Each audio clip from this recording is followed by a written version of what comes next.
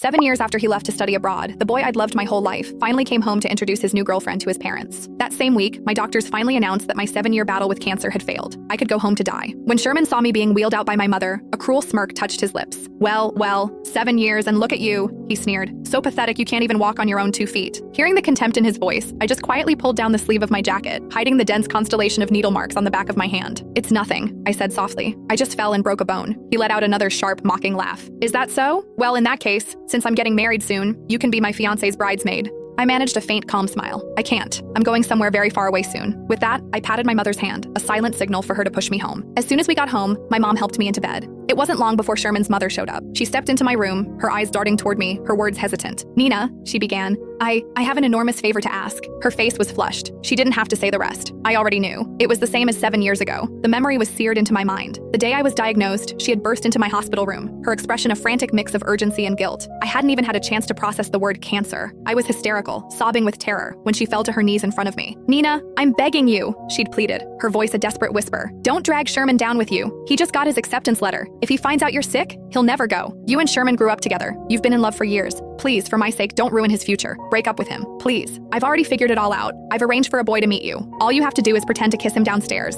Let Sherman catch you. Then just break his heart. Because of her words, the first thing I did after my diagnosis wasn't schedule treatments or see a specialist. It was to stage a betrayal. To coldly, cruelly break Sherman's heart and force him out of the country. And now, just as I expected, her voice dropped to a conspiratorial, guilt-laden whisper. Nina, don't blame me. I have no choice. Sherman's new girlfriend. They were classmates through his master's and PhD programs. They're a perfect match in every way. I can't let such a perfect marriage fall apart. You know how much Sherman has always cared for you. If he finds out the truth about what happened back then, I'm afraid he'll... So, could you please just avoid him for a little while? I mean, you're dying, aren't you? It's not like you should be going out much anyway. The word dying hung in the air. My mother, who had been quietly organizing my medical supplies, slammed a package of adult diapers onto the bed in a flash of fury. Seeing the rage in her eyes, I quickly grabbed her arm, my touch a weak, placating gesture. Only then did I turn back to Sherman's mother, my voice steady. I can promise you I won't tell Sherman the truth about what happened 7 years ago, I said. But I can't promise I won't see him. I couldn't.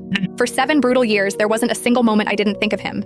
When the chemo became unbearable, I would clutch the old photo of us, his arm slung around my shoulder, and somehow find the strength to endure. I went through dozens of surgeries. More than once, I was rushed to the ICU and I almost didn't wake up. It was my mother's voice that pulled me back. She would stand by my bedside, screaming until her voice was raw. Nina, don't you remember? You promised you would live. You promised you would go find him and clear up the misunderstanding yourself. You said that when you got better, I would take you to him. If you die, you will never see Sherman again. Her desperate cries, always with his name, were the lifeline that dragged me back from the edge, time and time again. But in the end, I still lost the fight. And Sherman, he had a new life now, a new girlfriend, a new future. Still, in the little time I had left, couldn't I just be near him for a while?